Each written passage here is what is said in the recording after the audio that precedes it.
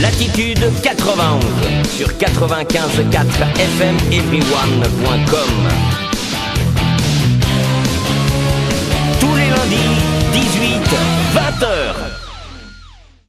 Graciela Rio, ancien journaliste. Non, pas ancienne. Hein. Non, toujours journaliste, pardon. Pourquoi j'ai mis ancienne? Et fondatrice du web journal Boucan, qui a écrit avec Philippe Pasco le livre Délit d'élu. Édition Max. Faut juste préciser que Boucan c'est B2O. Oui, c'est pas Boucan de faire. Le Boucan. Enfin, c'est du boucan aussi. C'est un boucan quand même. Oui, c'est un boucan quand même. On a mis les deux os parce qu'il y a 10 ans, c'était à la mode les deux os. Début mars, c'est quand le bouquin qui est sorti? Il est sorti le 27 février dans certaines librairies, mais officiellement le 6 mars. Alors, journaliste professionnel depuis 30 ans, passé plusieurs 30 ans, années, vous pouvez plus. Passer vite, là. On les voit pas, les 30 ans. Bon, vous avez commencé très jeune, en primaire, c'est pour ça. Voire même à la maternelle. Elle sortait du ventre, elle est déjà journaliste. Depuis un nombre d'années. Vous avez travaillé pour la presse nationale et locale, très locale aussi. On en a parlé tout à l'heure. Vous avez dit que vous avez fait le Républicain, Parisien. Oui, le Parisien au début, quelques piges, comme on dit. Après le Républicain pendant un nombre important d'années, 13 ans. Et puis après, l'AFP, les Échos, le Moniteur, le Figaro. Donc il y a 10 ans, vous avez créé le web journal Le Boucan avec de haut, le monde politique, vous le connaissez bien. Bah oui, puis en plus on a créé Boucan sur un modèle dès le départ, on était un peu précurseur, enfin complètement précurseur parce qu'on l'a créé sur un modèle économique payant. Parce que moi je ne crois pas à la presse gratuite sur internet parce qu'on a tous des coûts de structure. Mediapart, AFP, tout ça c'est payant, non? Oui, absolument. Et l'information, si elle doit être fiable, elle a un coût, je suis désolée, un coût de collecte, un coût de traitement. C'est comme les kebabs, si vous voulez un bon kebab, il faut aller dans un bon endroit. Voilà, faut le payer. Faut le payer, c'est comme ça. Donc nous on a fait le pari d'être payant il y a 10 ans.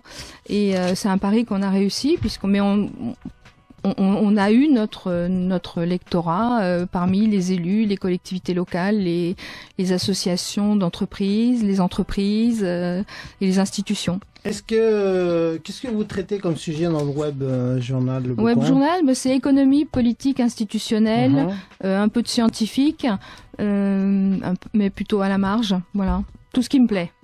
Alors vous avez travaillé on va revenir au livre, Délit d'élu.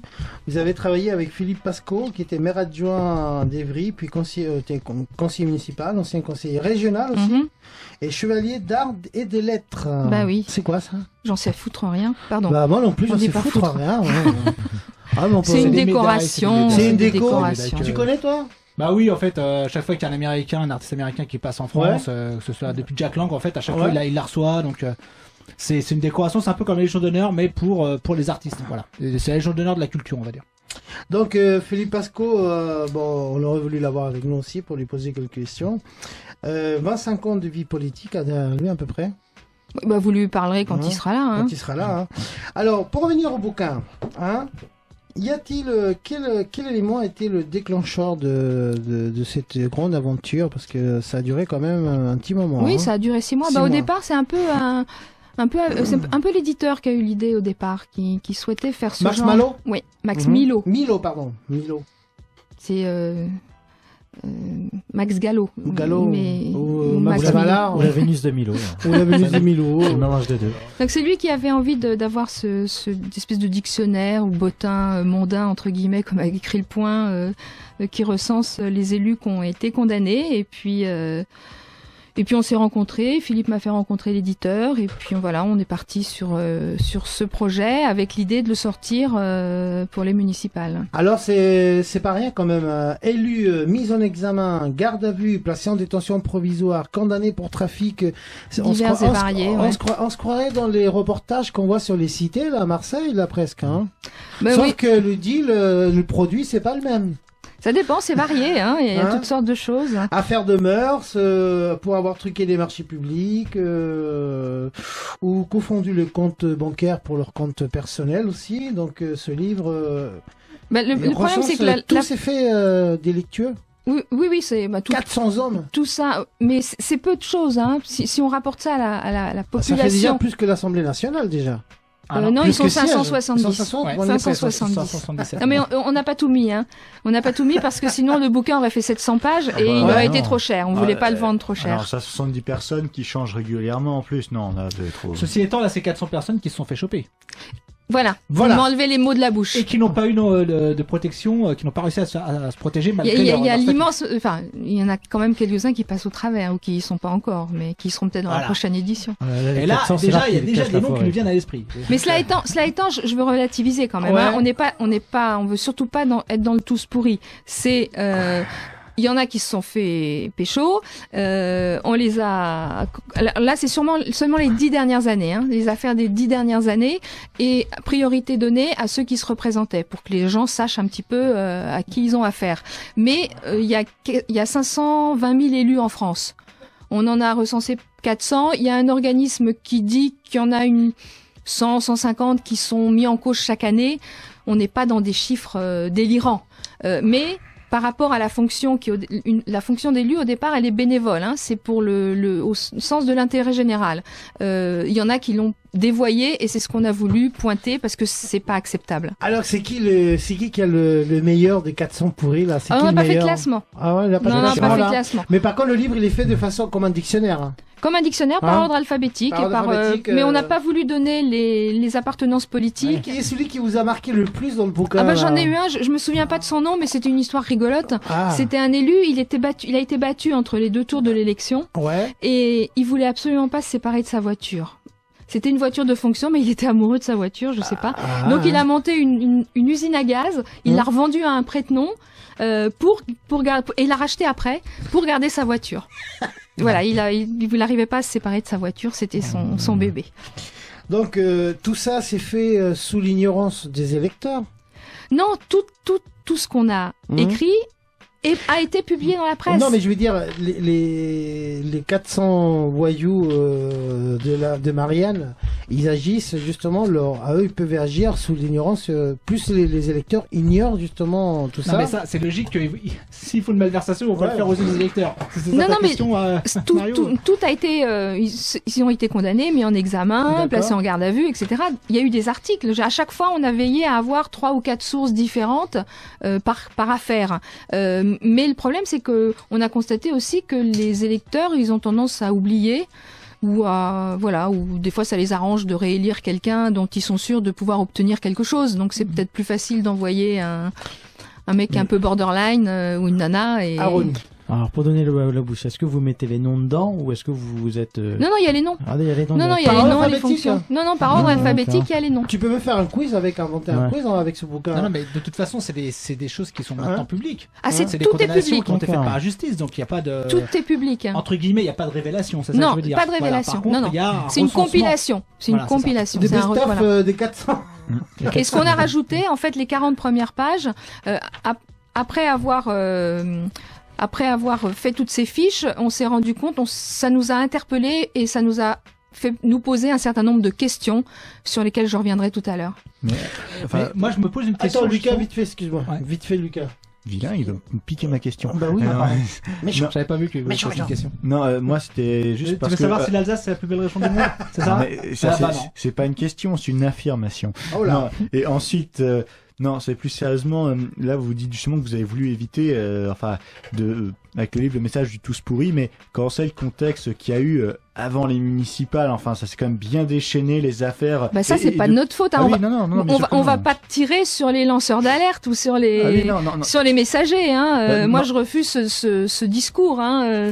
Et puis en plus, ils nous ont déroulé un tapis rouge. Hein. On n'a rien demandé, mais ils sont tous. Enfin, ça a été effrayant hein, avant les municipales. Oui, non, mais je dis pas que vous avez fait avec cette attention, bien sûr, mais est-ce que justement, à cause du contexte qui était ce qu'il était, quand un livre en plus comme ça sort, sans vous qui êtes justement là pour vous pouvez nous dire, non, nous on a fait ça dans cette intention, est-ce que vous n'avez pas peur que ça aille en fait dans ce sens-là, que ça soit compris par certains comme ça? Oui, sans doute, c'est inévitable. Mais cela étant, moi j'aimerais, ce livre est aussi là pour ouvrir un débat sur notre système de démocratie représentative qui favorise justement La monarchie.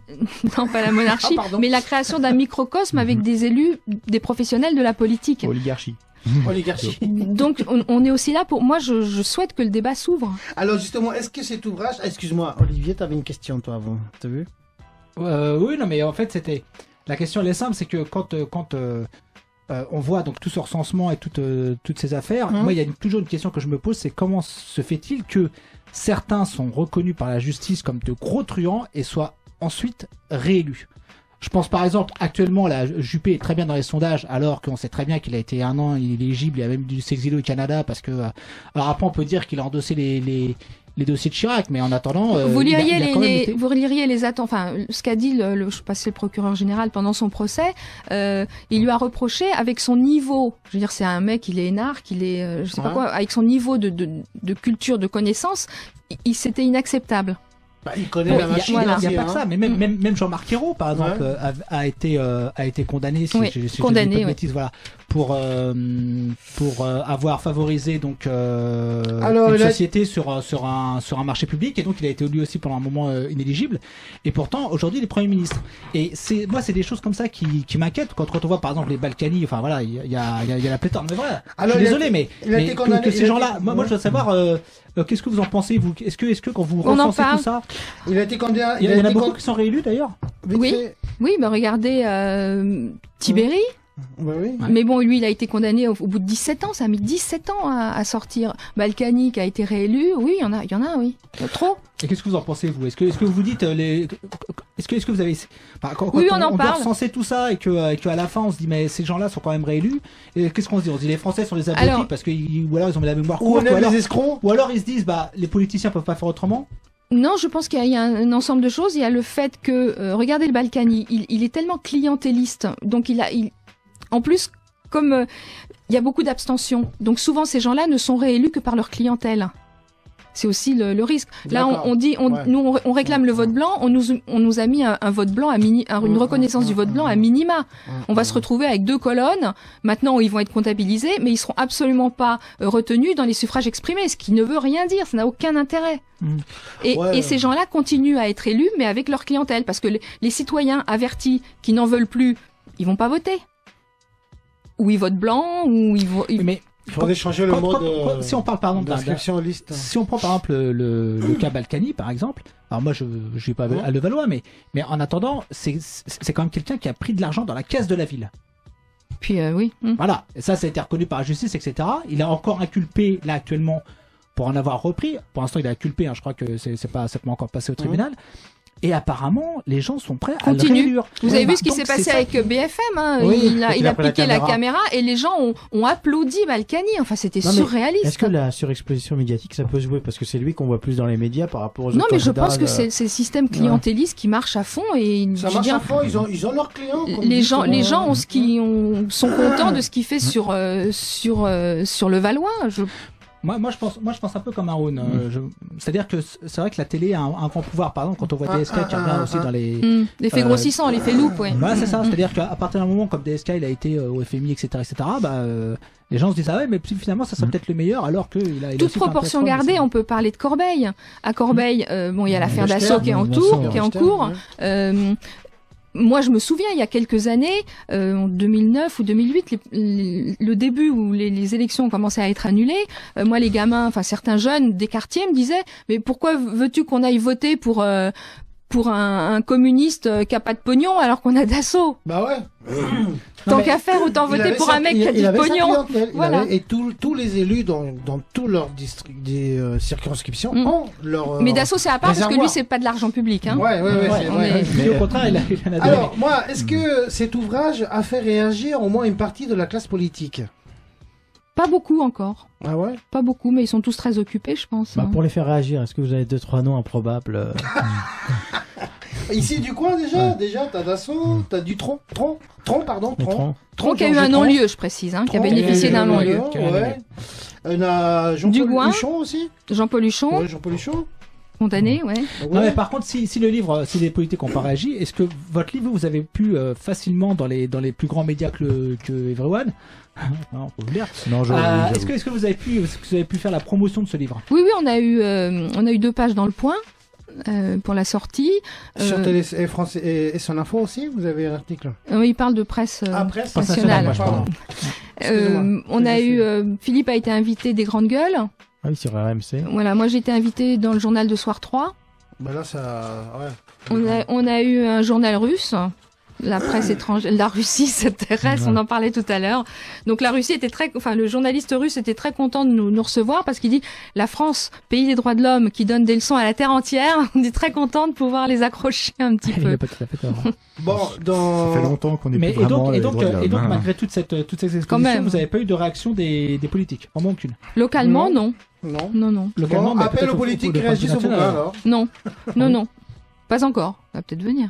Et Philippe Pasco n'a pas eu de retombées parce que le fait aussi qu'il soit élu. Non. Non. Et en tout cas. Mais il n'y a pas de révélation, hein. Comme vous disiez tout à l'heure, c'est factuel. Alors, Non, mais les politiques pourraient dire, voilà, la question qu'on s'est tous posée, est-ce que sortir un livre comme ça juste avant les municipales, c'est pas avantageux le tous pourri? Et Oui, donc mais cela étant, avantager ils ont aussi fait les- tellement pire. Je veux dire, vous avez vu ce qui s'est passé depuis 15 jours, un mois. Enfin, je veux dire, nous, à la limite, c'est Mais- du pipi de chat.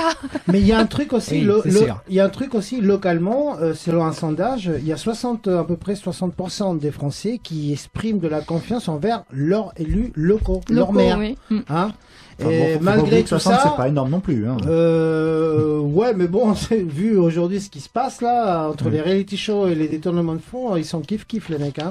Alors dans le livre, vous décryptez en fait, vous décryptez un Alors, petit peu. toute la première partie, voilà. effectivement, on pose un certain nombre de questions. Ouais. Notamment, il existe un organisme qui s'appelle la Chambre régionale des comptes, qui est là pour veiller aux finances, qui veille au grain en matière de gestion des finances des Ouais. collectivités.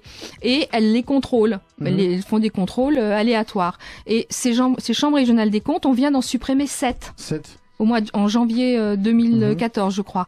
Et on a rabaissé le seuil en dessous duquel elles pouvaient intervenir. Avant, D'accord. c'était 3000 habitants. Maintenant, c'est des communes de 5000 habitants. Donc tout ça, c'est des petits signes qui vont pas dans le bon sens. Alors, moi, j'ai préparé une interview pour vous, des questions. Donc, Je vous écoute, Mario. Alors, puisque vous décryptez les malversations politiques liées au pouvoir, nous allons faire une interview décryptée. Si ça vous Je dérange crains le pas. pire. Alors, ma Je première sens l'idée question. fumeuse. Alors, dans une interview donnée au point, vous dites que le vote obligatoire permettrait de lutter contre les abus à répétition. Hein.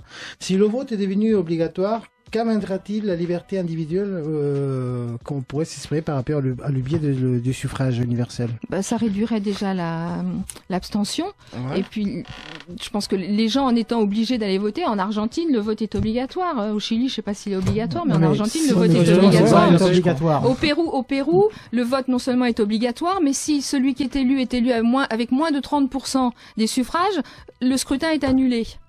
Donc ça fait... Ouais, mais comment ça pourrait donner avec le vote blanc, justement?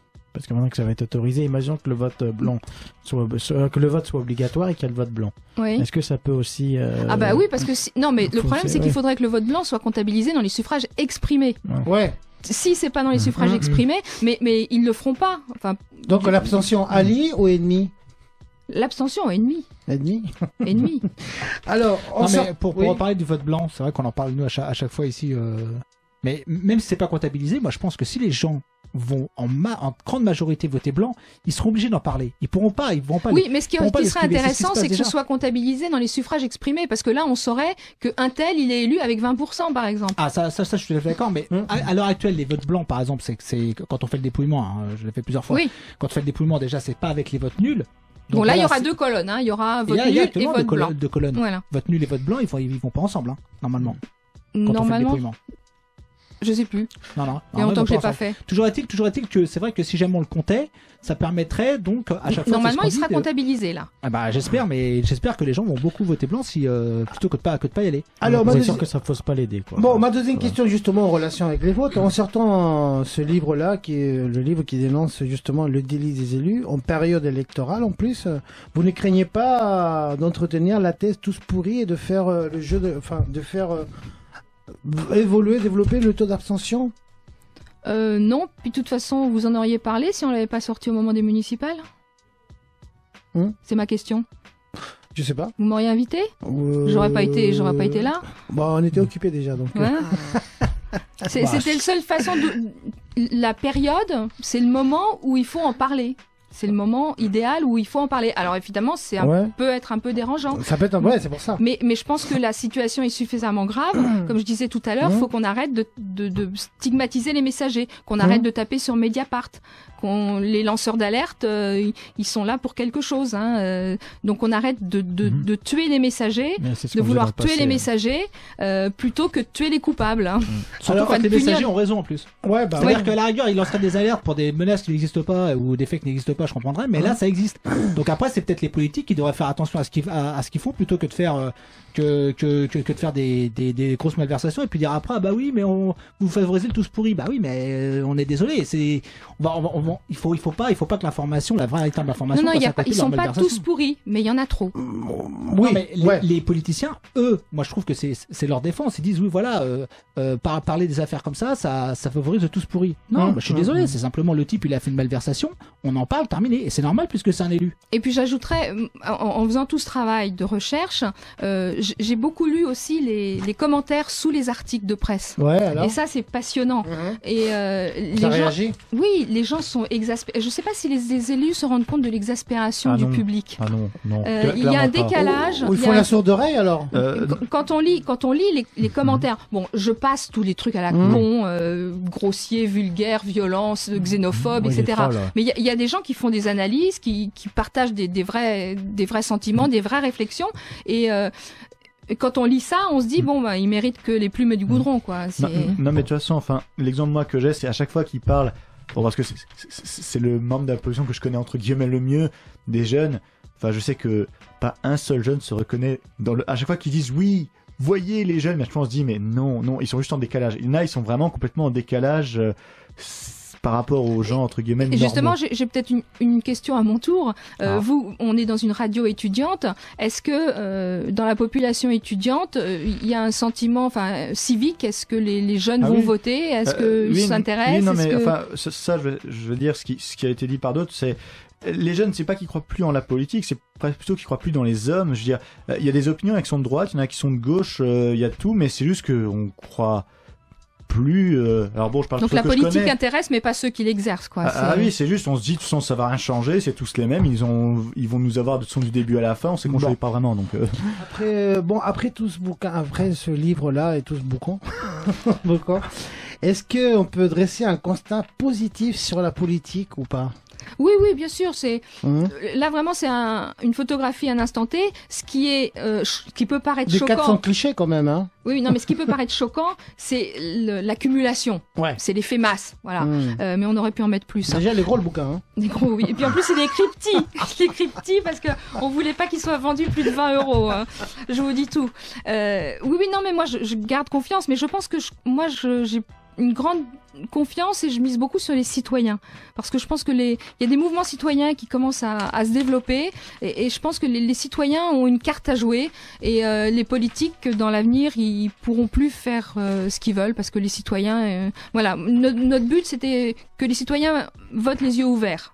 C'est un peu ça la morale de l'histoire. Ils pourront pas dire qu'ils sont pas au courant. Voilà. Mais est-ce que justement, moi je me repose la question, est-ce que les Français ont pas la mémoire courte? Ah oui. Alors est-ce qu'ils ont envie de savoir aussi? Oui, la mémoire courte, c'est évident. Ça, évident. Bon, mais par rapport, juste une dernière question par rapport à ce qu'on disait tout à l'heure. Justement, on parlait des médias. Est-ce que les médias, ça embellit pas aussi l'image de certains politiques qui sont dans le livre? Je sais pas trop quoi vous dire. Parce que le fait qu'on les invite déjà, c'est qu'on les mette plus en lumière que d'autres candidats. Oui, non, mais nous-mêmes, en tant que citoyens, on a une responsabilité. Moi, je dis, on est co-responsable de ce que deviennent certains élus.